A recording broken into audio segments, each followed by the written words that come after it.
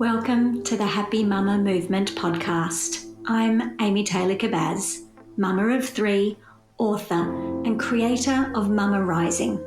This podcast is dedicated to conversations with the world's leading experts on how we can support and value motherhood differently, and mamas themselves dedicated to changing their own definition of motherhood, all through the lens of the world-changing understanding of matrescence. Thank you for being here, and thank you for being a part of the movement. Welcome back, mamas. For many, many years, I was trying to answer the question of what happens to a woman when she became a mother. I was hunting for the answer. I searched everywhere, interviewed everyone I could find. I was on a mission. And for many years, I was almost there. I felt like I was right on the edge of understanding, finding the answers I was looking for. It wasn't until I heard the word matrescence that everything changed. And so I wanted to bring you that pivotal moment. I wanted to share with you those first realizations of, oh my gosh, I've got it. I finally understand what I've been feeling for all these years and what all of you have been telling me. So this is a recap of one of the biggest moments in this podcast and in my work. The realization that matrescence was the answer I was looking for. I shared it in a Facebook Live. I heard and saw your responses as you too felt the change matrescence brings. And I'm thrilled to be able to bring you the insights from those conversations so you too can feel that realization, that moment of, yes, this is what I've been missing. Enjoy.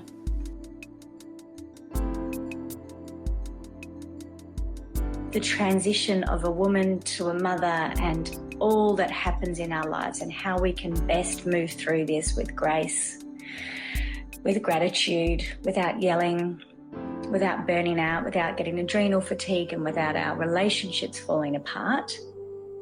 Because let's be honest, that's what seems to happen for so many of us at the moment when we try and do all that is required of us.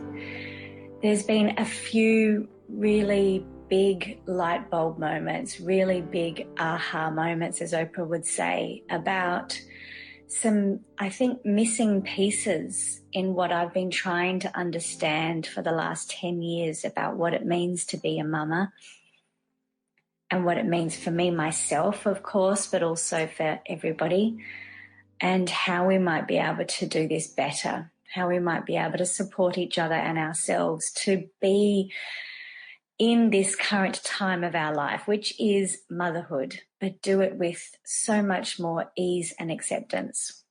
I have realized, I think I've known it for a while, but in the process of this study and this research and this writing of this new book, I have realized more and more just how little I accepted motherhood and what it meant for me for probably 6 years, the first 6 years of motherhood. What I mean by that is that looking back, I can see that I thought I would put motherhood into a bit of a compartment in my life. But over here, I would still be the old Amy at work. I'd still be the old Amy in my marriage. I'd still be the old Amy in my dreams and in my ambitions. In fact, I remember the very first blog I started not long after my first child was born, 9-10 years ago now, was the tagline was, it was something like, you don't have to put yourself on hold while raising your family. Like, that was my badge. And I really believed, and I think in hindsight hung on too tight to this idea that I am still me, that I am still who I thought I was. And I didn't allow myself any space or time or compassion to really reflect on what motherhood now meant. And so what happens when we don't accept this? when we don't truly accept that everything has changed, that's when we get overwhelmed. That's when we get angry. That's when we let those stories in our head run wild. That's when we don't surrender and be in the moment. Now, this doesn't mean we give up on our dreams. No, this doesn't mean that we don't still pursue the life we want and do all the things we want to do. It just means that we look at life through what I'm calling at the moment mama tinted glasses. So, you know, the saying, you look at the world through rose tinted glasses. I think we have to understand that for a good chunk of our lives, let's get clear here, this is a good chunk of our lives, we have to look at everything through mama tinted glasses. And oh my God, that's hard, isn't it? I think that there is a lack of acknowledgement of the grief and the change that we go through. We do need to say goodbye to it.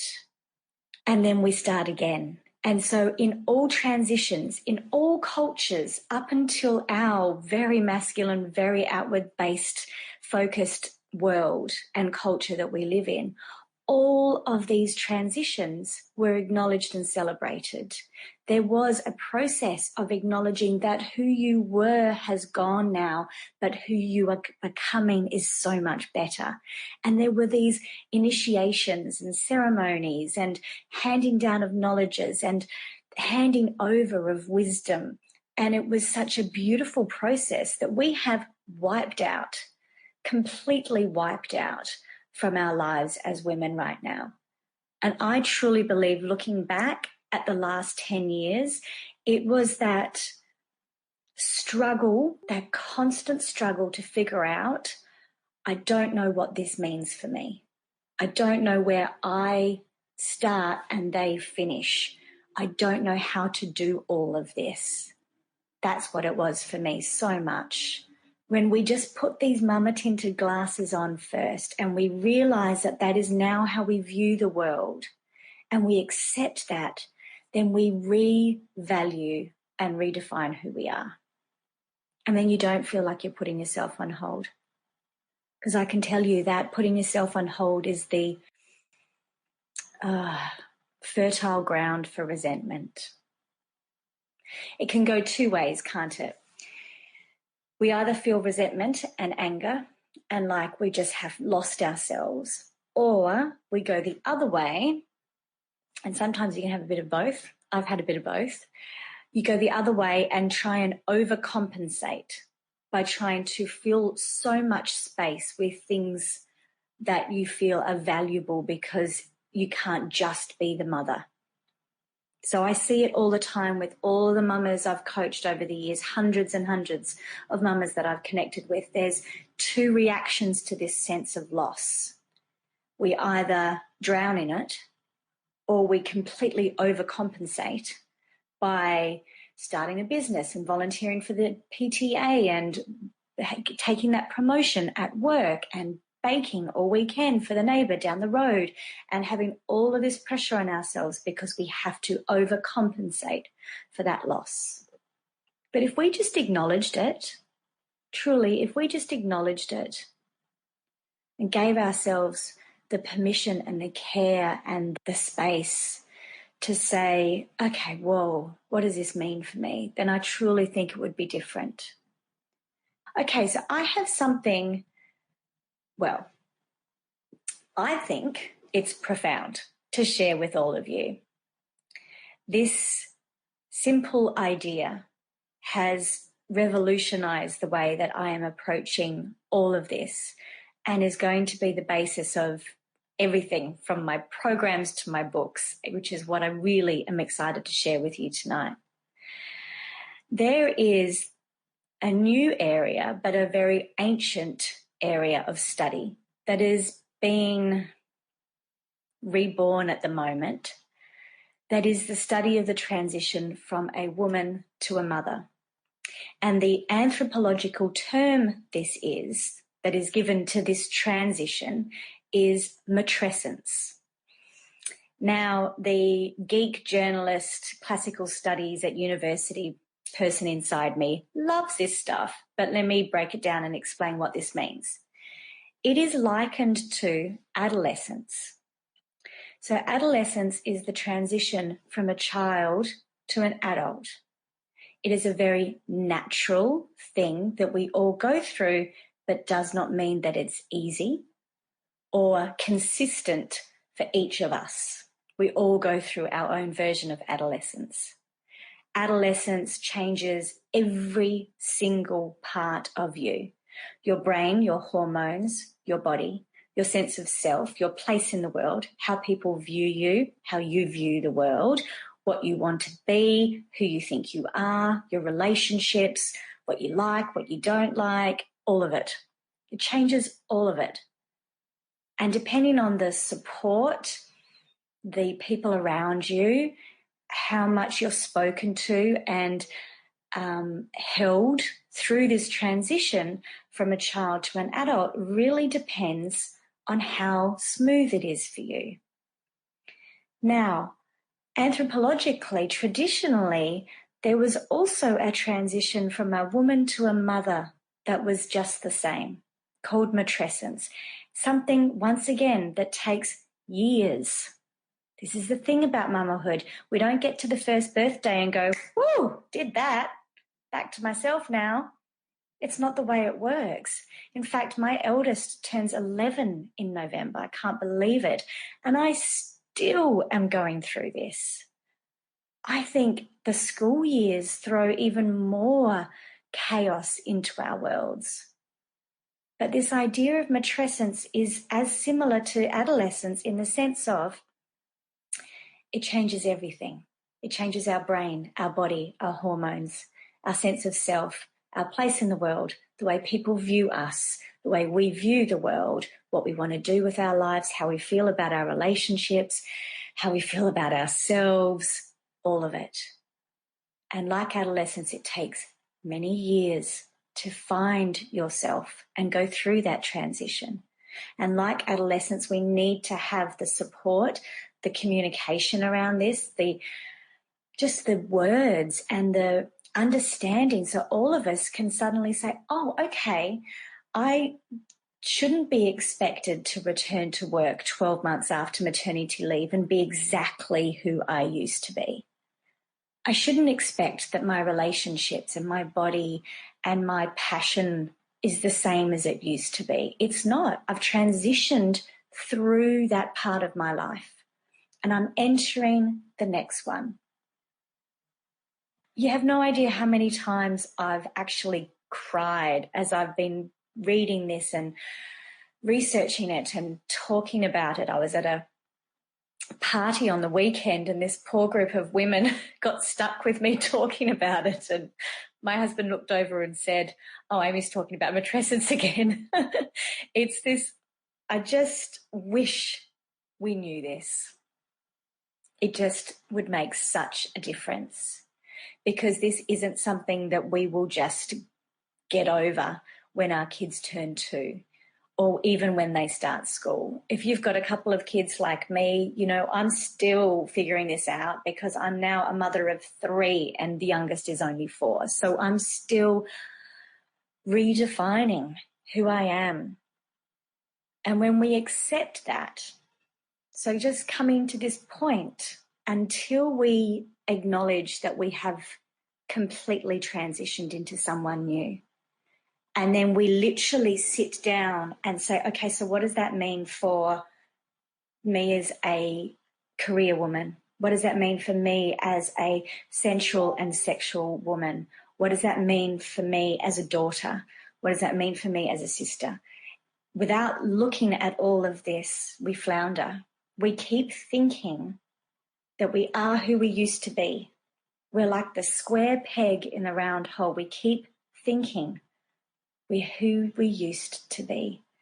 And if we don't accept on a deep level that we have changed and we won't be the same, and that is actually an opportunity to completely redefine who we are, to literally sit down with a big butcher's paper and a pen and say, okay, so who am I?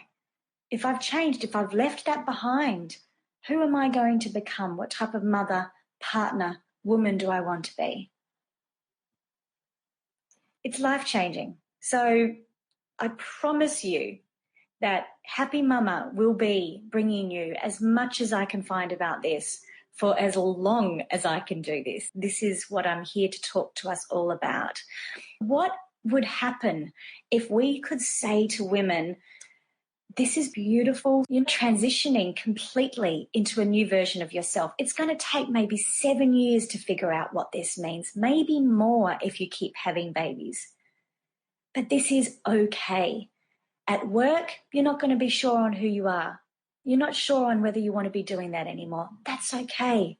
And if we accept it and somehow feel excited by it, about who we're becoming, and really own this, like it's a privilege to go through this, to transition into the next stage of being a woman.